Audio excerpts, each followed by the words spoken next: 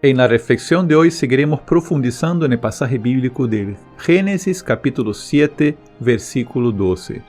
Si no has podido empezar esta reflexión en los capítulos anteriores, te recomiendo que los veas ahora mismo, que los escuches, que los interiorices, porque vas a poder tener un mejor contexto de este pasaje bíblico del diluvio y de su duración, 40 días y 40 noches.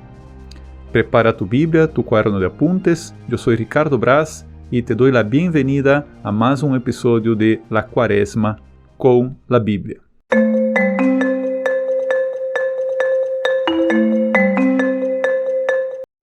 Cuando el texto bíblico de Génesis capítulo 7, versículo 12, dice 40 días y 40 noches, lo que está diciendo es que la lluvia no tuvo pausa. No fue como la creación, que cada obra se realizaba durante el día y cada día terminaba con la formulación, atardeció y amaneció, y fin del primer día, del segundo día. Eso lo vemos en Génesis capítulo 1, por ejemplo, versículo 5. En este caso, la lluvia ocupó la totalidad del tiempo. La fórmula 40 días y 40 noches nos indica esa intensidad. Y se trata de un regreso al caos, se trata de la destrucción del orden creado por Dios hasta su mínima expresión. Un regreso a los orígenes, a lo que leemos en el Génesis 1. La tierra era caos y confusión y oscuridad por encima del abismo, y un viento de Dios aleteaba por encima de las aguas. Génesis capítulo 1.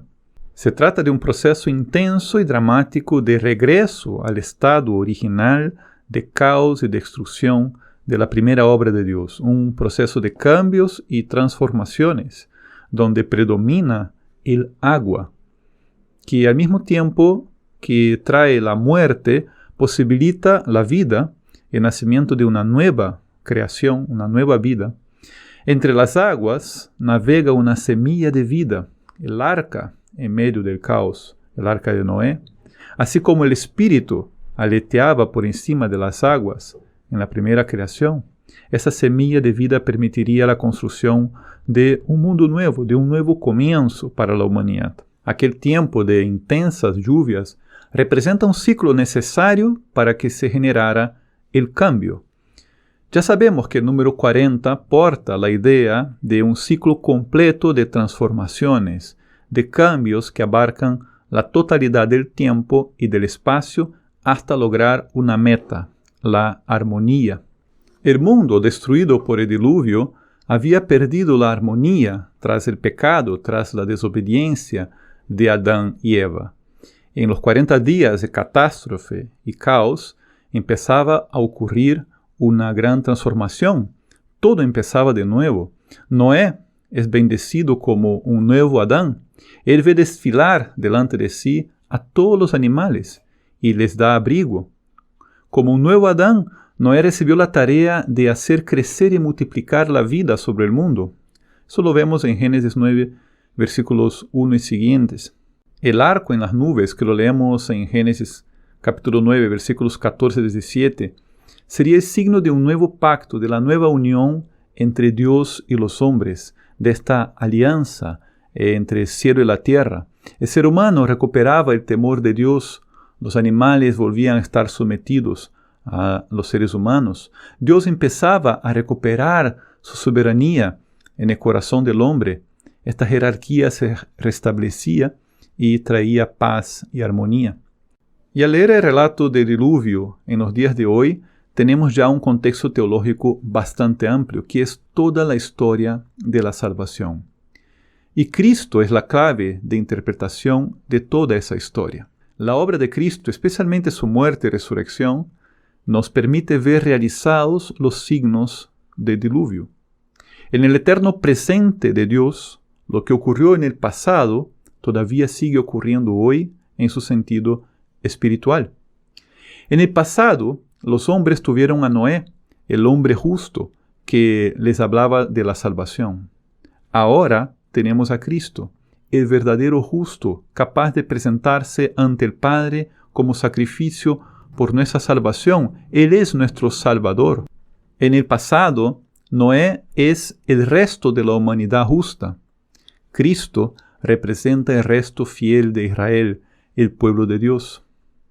En el pasado, Noé hizo una alianza con Dios por su obediencia. Ahora, Cristo ha sellado una alianza nueva y eterna entre Dios y los hombres por su propio cuerpo y su propia sangre, por su propia obediencia. En el pasado, Noé se sirvió del leño de los árboles para construir el arca. Cristo se sirvió del leño de la cruz para entregar su vida por nosotros. En el pasado, Noé salvó a su familia en el arca. En cambio, Cristo ha constituido a la iglesia como su cuerpo místico para la salvación de los que viven en comunión con Él. En el pasado, la familia de Noé fue invitada a ingresar al arca y a participar de aquel tiempo de transformaciones muy unidos. Ahora, nosotros somos invitados a completar en nosotros los sufrimientos de Cristo en el madero de la cruz. En el pasado, Noé y su familia fueron salvados a través del agua.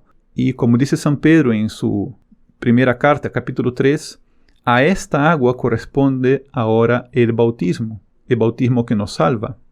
En el pasado, Noé fue signo de una nueva creación. Ahora Cristo es el primogénito de esta nueva creación, el hombre nuevo. En el pasado, Noé y sus hijos poblaron nuevamente la faz de la tierra, permitiendo un nuevo comienzo para la humanidad. Ahora Cristo resucitado, venciendo a la muerte y transformando este hombre terreno, este cuerpo corruptible, en hombre celeste, en cuerpo incorruptible, por el Espíritu Santo, Él nos vivifica. La renovación de la faz de la tierra anunciada en el diluvio ya empezó realmente con Cristo y llegará a su plenitud en un futuro. Dice Jesús que su segunda venida será como en los días de Noé. Comían, bebían, tomaban mujer o marido hasta el día en que entró Noé en el arca, y no se dieron cuenta hasta que vino el diluvio y los arrastró a todos. Así será también la venida del Hijo del Hombre. Lo leemos en Mateo 24, 37 a 39. ¿Qué nos puede decir ese texto hoy? ¿Por qué el relato del diluvio está presente en esta reflexión cuaresmal? Como en los días de Noé, Dios nos invita a la conversión por medio de hombres justos, los profetas, los apóstoles, y tenemos un tiempo para arrepentirnos de nuestros pecados. También nosotros estamos viviendo 40 días y 40 noches de intensa lluvia, pero no se trata de una lluvia material, sino espiritual. No se trata de una purificación solamente material, sino también interior y espiritual. Vivimos ahora en medio de un gran diluvio de gracias del Espíritu de Dios que nos restaura. Vivimos constantemente nutridos por la gracia del Espíritu que brota del Sagrado Corazón de Jesús, el ungido, el Cristo. En este diluvio de gracias nos toca esforzarnos por ingresar en la comunión de Cristo, así como Noé y su familia ingresaron al arca. Nos toca esforzarnos por ingresar a la comunión de la fe de la Iglesia.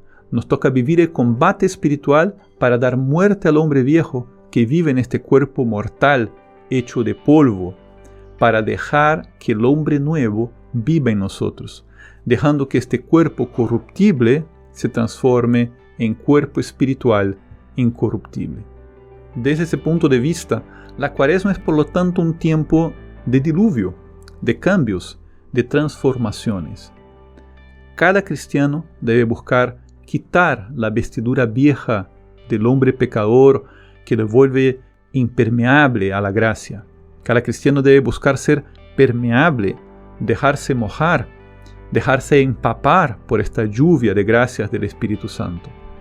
Permeabilidad que se logra al vivir la humildad, la mansedumbre, el abandono en las manos de Dios y la fe.